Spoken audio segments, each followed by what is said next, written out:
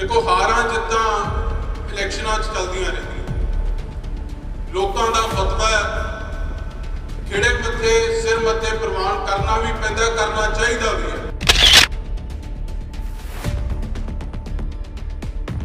तुसीं सारिआं ने बड़ी दलेरी नाल इलैक्शन लड़े।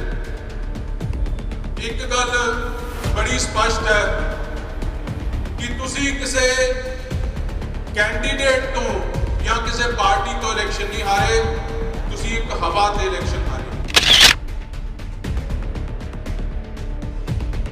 एक हनेरी वगी सारे पंजाब च, जिवें मेरे तो पहला बोलदियां सत्कारयोग बीबी भोलूवाला जी ने जिक्र किया कि एक बदलाव की हनेरी सी।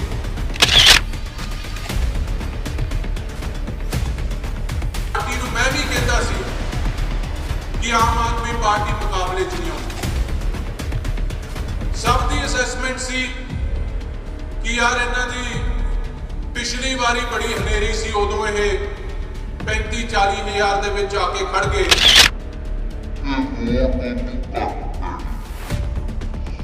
मैनूं लगदा पहली बारी शायद फरीदकोट के इतिहास होया होना कि इन्नी खुल के लोगों ने समर्थन, जिस तरह नाल शहर के लोग, व्यापारी लोग खुल के जिन्होंने अकाली दल का समर्थन किया, बादल साहब दी पॉलिसीज का समर्थन किया, मेरे सिर ते हथ रखा, ये इतिहास पहली बारी हुआ। जिद्दां हारां चलदियां रहिंदियां, मैनूं कोई इस गल का दुख नहीं कि ये इलैक्शन हार गए। हाँ, इस गल का दुख जरूर हुंदा है जो फेसबुक ते सोशल मीडिया ते देखदा है कि एक दूजे ते तोहमतां लग रही। सब तो वध जे दुख होया तो सरदार प्रकाश सिंह बादल दी इलैक्शन दा। जिस बंदे ने जिंदगी आपकी 70 साल तो वध आपदे हलके दी सेवा की, बच्चियां नालों वध, परिवार नालों वध की, उस हलके दे लोकां ने जे फतवा उन्होंने उल्ट दिता, इस गल का जिंदगी भर सारे पंजाब आम आदमी पार्टी के कैंडीडेटों को छड्ड के दूजियां पार्टियां जो लिया जाए, इको कैंडीडेट है जिहड़ा 25,000 तो वध मार्जिन नाल जितया, मजीठे हल्के के लोगों ने जिता के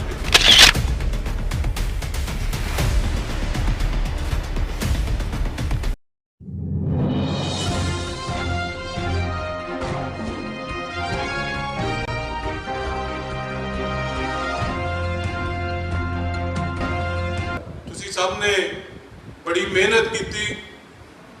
देखो हारां जिद्दां इलैक्शनां च चलदियां रहिंदियां। लोकां दा फतवा है, खिड़े मत्थे सिर मत्थे प्रवान करना भी पैंदा, करना चाहिदा भी है। ते इस गल दा अंदर आपदे किते ना किते झात मार के ये जरूर देखना चाहिए कि जे कोई कमी किते रह गई तो उस कमी नूं दूर भी करना चाहिए। तुसीं सारिआं ने बड़ी दलेरी नाल इलैक्शन लड़ी। एक गल बड़ी स्पष्ट है कि तुसीं किसी कैंडीडेट तो या किसी पार्टी तो इलैक्शन नहीं हारे, तुसीं एक हवा ते इलैक्शन हारे। एक हनेरी वगी सारे पंजाब च, जिवें मेरे तो पहला बोलदियां सत्कारयोग बीबी भोलूवाला जी ने जिक्र किया कि एक बदलाव की हनेरी सी।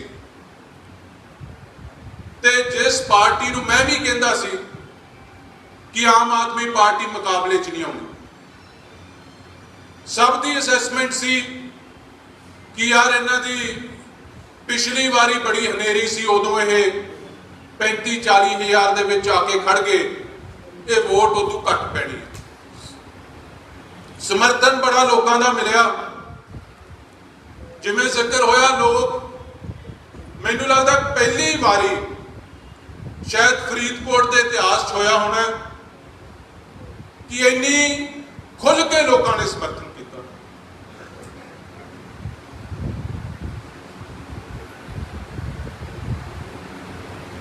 ਪਿੰਡਾਂ ਦੇ ਵਿੱਚ ਆਮ ਤੌਰ ਤੇ ਖੁੱਲ੍ਹ ਕੇ ਲੋਕ ਸਾਹਮਣੇ ਆਉਂਦੇ, ਜਿਹੜੀ ਪਾਰਟੀ ਨਾਲ ਚੱਲਣਾ ਹੁੰਦਾ ਉਸ ਪਾਰਟੀ ਦਾ ਸਮਰਥਕ ਸਾਹਮਣੇ ਆਉਂਦੇ। ਐਤਕੀ ਪਹਿਲੀ ਵਾਰੀ ਹੋਇਆ ਕਿ ਸ਼ਹਿਰ ਦੇ ਵਿੱਚੋਂ ਆਪਾਂ ਆਮ ਤੌਰ ਤੇ ਧਾਰਨਾ ਬਣੀ ਹੈ ਕਿ ਵਪਾਰੀ ਜਿਹੜੇ ਆ, ਵਪਾਰੀ ਵਰਗ ਹੈ, ਖੁੱਲ੍ਹ ਕੇ ਕਿਸੇ ਪਾਰਟੀ ਦੇ ਵਿੱਚ ਸਮਰਥਨ 'ਚ ਨਹੀਂ ਆਉਂਦਾ। ਐਤਕੀ ਪਹਿਲੀ ਵਾਰੀ ਹੋਇਆ ਕਿ ਸਰਕਾਰ ਨਾ ਹੋਣ ਦੇ ਬਾਵਜੂਦ, ਪ੍ਰਸ਼ਾਸਨ ਦਾ ਦਬਾਅ ਹੋਣ ਦੇ ਬਾਵਜੂਦ, ਸਾਡਾ ਉਸ ਵੇਲੇ ਦਾ MLA ਜਿਹੜਾ ਸੀ ਸਰਕਾਰ ਦੇ ਵਿੱਚ ਵੀ ਸ਼ਕਤੀ ਰੱਖਦਾ ਸੀ, ਪ੍ਰੈਸ਼ਰ ਪਾਉਣ ਦੇ ਬਾਵਜੂਦ ਜਿਸ ਤਰ੍ਹਾਂ ਨਾਲ ਸ਼ਹਿਰ ਦੇ ਲੋਕ, ਵਪਾਰੀ ਲੋਕ ਖੁੱਲ੍ਹ ਕੇ ਜਿਨ੍ਹਾਂ ਨੇ ਅਕਾਲੀ ਦਲ ਦਾ ਸਮਰਥਨ ਕੀਤਾ, ਬਾਦਲ ਸਾਹਿਬ ਦੀਆਂ ਪਾਲਿਸੀਜ਼ ਦਾ ਸਮਰਥਨ ਕੀਤਾ, ਮੇਰੇ ਸਿਰ ਤੇ ਹੱਥ ਰੱਖਿਆ, ਇਹ ਇਤਿਹਾਸ 'ਚ ਪਹਿਲੀ ਵਾਰੀ ਹੋਇਆ। ਦੇਖੋ, ਜਿਵੇਂ ਮੈਂ ਪਹਿਲਾਂ ਕਿਹਾ, ਜਿੱਤਾਂ ਹਾਰਾਂ ਚੱਲਦੀਆਂ ਰਹਿੰਦੀਆਂ, ਮੈਨੂੰ ਕੋਈ ਇਸ ਗੱਲ ਦਾ ਦੁੱਖ ਨਹੀਂ ਕਿ ਇਹ ਇਲੈਕਸ਼ਨ ਹਾਰ ਗਏ। ਹਾਂ, ਇਸ ਗੱਲ ਦਾ ਦੁੱਖ ਜ਼ਰੂਰ ਹੁੰਦਾ ਜਦੋਂ ਫੇਸਬੁੱਕ ਤੇ ਸੋਸ਼ਲ ਮੀਡੀਆ ਤੇ ਦੇਖਦਾ ਕਿ ਇੱਕ ਦੂਜੇ ਤੇ ਤੌਹਮਤਾਂ ਲੱਗ ਰਹੀਆਂ। ਮੈਂ ਇਸ ਗੱਲ ਦੇ ਹੱਕ 'ਚ ਨਹੀਂ। ਹਰ ਵਰਕਰ ਨੇ, ਹਰ ਲੀਡਰ ਨੇ ਜੀ ਜਾਨ ਲਾ ਕੇ ਮਿਹਨਤ ਕੀਤੀ ਹੈ ਇਸ ਇਲੈਕਸ਼ਨ।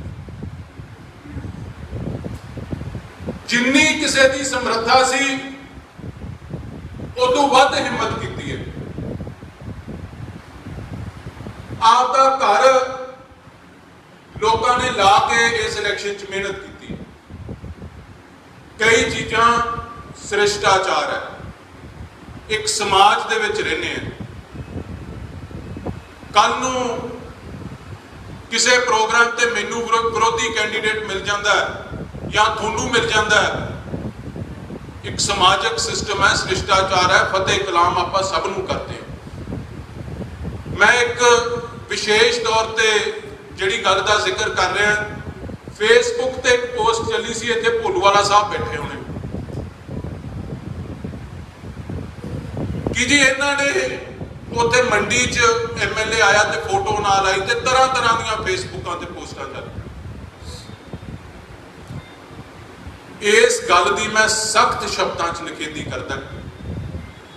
ਇਸ ਪਰਿਵਾਰ ਨੇ ਤੇ ਇਹਨਾਂ ਵਾਂਗੂ ਹਰ ਇੱਕ ਪਰਿਵਾਰ ਨੇ ਆਪਦੀ ਇਲੈਕਸ਼ਨ ਸਮਝ ਕੇ ਇਹ ਇਲੈਕਸ਼ਨ ਲੜੀ ਹੈ। ਤਾਂ ਇਸ ਹਨੇਰੀ ਦੇ ਵਿੱਚ ਪੰਜਾਬ ਦੇ ਵਿੱਚ 2 ਜਾਂ 3 ਕੈਂਡੀਡੇਟ ਹੈ ਜਿਨ੍ਹਾਂ ਨੇ ਪਿਛਲੀ ਵਾਰੀ ਦੇ ਮੁਕਾਬਲੇ ਵੋਟ ਵੱਧ ਲਈ ਹੈ। 32,000 ਤੋਂ ਜੇ ਅੱਜ 37,000 ਤੇ ਗਏ ਹੈ। ਇਸ ਹਨੇਰੀ ਜਦੋਂ ਸਾਰੇ ਪੰਜਾਬ 'ਚ ਲੋਕ ਪਿਛਲੀ ਵਾਰੀ ਨਾਲੋਂ ਵੋਟਾਂ ਘਟੇ ਆ, ਤੇ ਇਹ ਇੱਕ ਇੱਕ ਵਰਕਰ ਦੀ ਮਿਹਨਤ ਦਾ ਨਤੀਜਾ, ਇੱਕ ਇੱਕ ਵਰਕਰ ਦੇ ਖੂਨ ਪਸੀਨਾ ਜਿਹੜਾ ਉਹਨੇ ਆਪਦਾ ਇਸ ਇਲੈਕਸ਼ਨ 'ਚ ਲਾਇਆ, ਉਸ ਦਾ ਨਤੀਜਾ। ਹਾਂ, ਆਪਦੀ ਇਲੈਕਸ਼ਨ ਦਾ ਕੋਈ ਦੁੱਖ ਨਹੀਂ, ਲੋਕਾਂ ਦਾ ਫਤਵਾ ਹੈ, ਮੰਨਣਾ ਪੈਣਾ। ਦੁੱਖ ਹੋਇਆ, ਸਭ ਤੋਂ ਵੱਧ ਜੇ ਦੁੱਖ ਹੋਇਆ ਤਾਂ ਸਰਦਾਰ ਪ੍ਰਕਾਸ਼ ਸਿੰਘ ਬਾਦਲ ਦੀ ਇਲੈਕਸ਼ਨ ਦਾ ਹੋਇਆ। ਜਿਸ ਬੰਦੇ ਨੇ ਜ਼ਿੰਦਗੀ ਆਪਦੀ 70 ਸਾਲ ਤੋਂ ਵੱਧ ਆਪਦੇ ਹਲਕੇ ਦੀ ਸੇਵਾ ਕੀਤੀ, ਬੱਚਿਆਂ ਨਾਲੋਂ ਵੱਧ, ਪਰਿਵਾਰ ਨਾਲੋਂ ਵੱਧ ਕੀਤੀ, ਉਸ ਹਲਕੇ ਦੇ ਲੋਕਾਂ ਨੇ ਜੇ ਫਤਵਾ ਉਹਨਾਂ ਦੇ ਉਲਟ ਦਿੱਤਾ, ਇਸ ਗੱਲ ਦਾ ਜ਼ਿੰਦਗੀ ਭਰ ਦੁੱਖ ਰਹੂਗਾ। ਕੀ ਲੋਕ ਸੇਵਾ ਕਰਨ, ਕੀ ਸਿਆਸੀ ਬੰਦੇ ਸੇਵਾ ਕਰਨਗੇ ਕਿਸੇ ਦੀ। ਅੱਜ ਵਿਰੋਧੀ, ਮੇਰੀ ਕਈ ਬਾਦਲ ਸਾਹਿਬ ਦੇ, ਅਕਾਲੀ ਦਲ ਦੇ ਕੱਟੜ ਵਿਰੋਧੀਆਂ ਦੇ ਨਾਲ ਵੀ ਗੱਲ ਹੋਈ, ਮੈਨੂੰ ਫੋਨ ਆਇਆ। ਇਹੋ ਜਿਹੇ ਵਿਰੋਧੀ ਜਿਨ੍ਹਾਂ ਨੇ 5 ਸਾਲ ਰੱਜ ਕੇ ਸਾਨੂੰ ਗਾਲਾਂ ਕੱਢੀਆਂ, ਤੇ ਮੈਨੂੰ ਕਹਿਣ ਲੱਗੇ, ਕਹਿੰਦੇ ਜੀ, ਕਹਿੰਦੇ ਬੰਟੀ, ਸਰਦਾਰ ਪ੍ਰਕਾਸ਼ ਸਿੰਘ ਬਾਦਲ ਦੀ ਇਲੈਕਸ਼ਨ ਦਾ ਦੁੱਖ ਸਾਨੂੰ ਵੀ ਹੈ। ਹਾਰ ਤਾਂ ਸਾਰੇ ਹੀ ਗਏ, ਕਿਸੇ ਪਾਰਟੀ ਦਾ ਕੋਈ ਵੱਡਾ ਛੋਟਾ ਲੀਡਰ ਨਹੀਂ ਬਚਿਆ। ਕਹਿੰਦੇ ਪਰ ਪ੍ਰਕਾਸ਼ ਸਿੰਘ ਬਾਦਲ ਦੀ ਇਲੈਕਸ਼ਨ ਦਾ ਦੁੱਖ ਹੈ ਸਾਨੂੰ, ਉਹ ਬੰਦਾ ਨਹੀਂ ਹਾਰਨਾ ਚਾਹੀਦਾ ਸੀ। ਤਾਂ ਲੋਕਾਂ ਨੂੰ ਵੀ ਕਿਤੇ ਨਾ ਕਿਤੇ ਸੋਚਣਾ ਪੈਣਾ ਇਸ ਗੱਲ ਕਿ ਇੱਕ ਹਵਾ ਆਈ, ਜਿਹਨੇ ਕੰਮ ਕੀਤਾ ਇੰਨਾ, ਉਹਨੂੰ ਵੀ ਤੁਸੀਂ ਰੋੜ ਕੇ ਲੈ ਗਈ, ਤੇ ਜਿਨ੍ਹਾਂ ਨੇ ਘੱਟ ਕੀਤਾ ਉਹ ਵੀ ਉੱਥੇ ਹੀ ਹੈ, ਤੇ ਫਿਰ ਫਰਕ ਕੀ ਰਿਹਾ। ਇਸ ਗੱਲੋਂ ਮੈਂ ਇੱਥੇ ਜ਼ਿਕਰ ਕਰਨਾ ਚਾਹੂੰਗਾ ਮਜੀਠੇ ਹਲਕੇ ਦੇ ਲੋਕਾਂ ਦਾ।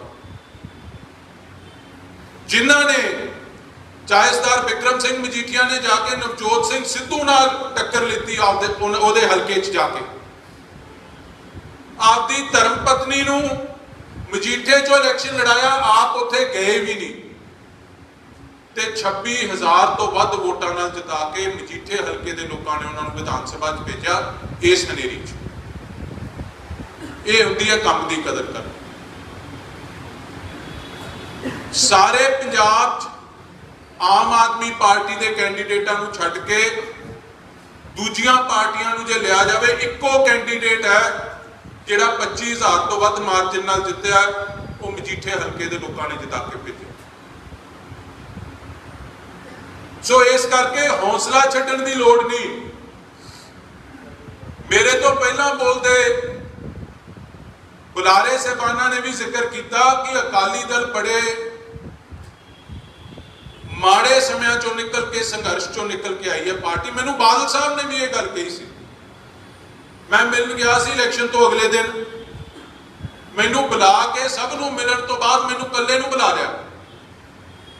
ਬੰਦਾ ਆਇਆ, ਮੈਨੂੰ ਕਹਿੰਦਾ ਜੀ ਬਾਲ ਸਾਹਿਬ ਬੁਲਾਉਂਦੇ ਆ ਤੁਹਾਨੂੰ ਜੀ, ਵੱਡੇ ਬਾਲ ਸਾਹਿਬ। ਮੈਂ ਚਲੇ ਗਿਆ, ਮੈਨੂੰ ਕਹਿੰਦੇ ਕਾਕਾ ਤੁਹਾਡੀ ਸੀਟ ਦੀ ਮੈਨੂੰ ਬੜੀ ਆਸ ਸੀ। ਮੈਂ ਕਿਹਾ ਬਾਲ ਸਾਹਿਬ ਪਤਾ ਹੀ ਨਹੀਂ ਲੱਗਿਆ, ਆਸ ਤਾਂ ਸਾਨੂੰ ਵੀ ਬੜੀ ਸੀ ਪਰ ਪਤਾ ਨਹੀਂ ਲੱਗਿਆ ਕੀ ਹੋਇਆ। ਕਹਿੰਦੇ ਕਾਕਾ ਪਤਾ ਤਾਂ ਮੈਨੂੰ ਨਹੀਂ ਲੱਗਿਆ, ਜਿਹਨੂੰ ਕਹਿੰਦੇ ਇੰਨਾ ਤਜਰਬਾ ਹੈ, ਪਤਾ ਨਹੀਂ ਕਿਹੋ ਜਿਹੀ ਇਹ ਹਵਾ ਸੀ, ਅੰਡਰ ਕਰੰਟ ਸੀ, ਕੁਛ ਕਹਿ ਲਓ ਇਹਨੂੰ, ਹਾਲਾਤ ਹੀ ਇਹੋ ਜਿਹੇ ਬਣੇ। ਸੋ ਕੋਈ ਬਹੁਤੀ ਘਬਰਾਉਣ ਦੀ ਲੋੜ ਨਹੀਂ।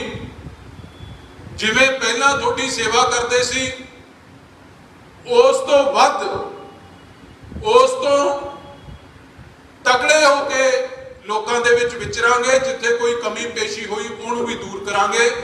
ਅੱਜ ਤਾਂ ਇੱਕ ਰਸਮੀ ਮੀਟਿੰਗ ਆਪਾਂ ਸਾਰਿਆਂ ਨੇ ਰੱਖੀ ਹੈ, ਪਿੰਡ ਪਿੰਡ ਆ ਕੇ, ਵਾਰਡ ਵਾਰਡ ਜਾ ਕੇ, ਹਰ ਘਰ ਜਿੱਥੇ ਜਾ ਕੇ ਵੋਟਾਂ ਦੀ ਮੰਗ ਕੀਤੀ ਸੀ, ਉਸ ਘਰ ਜਾ ਕੇ ਧੰਨਵਾਦ ਵੀ ਕਰਾਂਗੇ।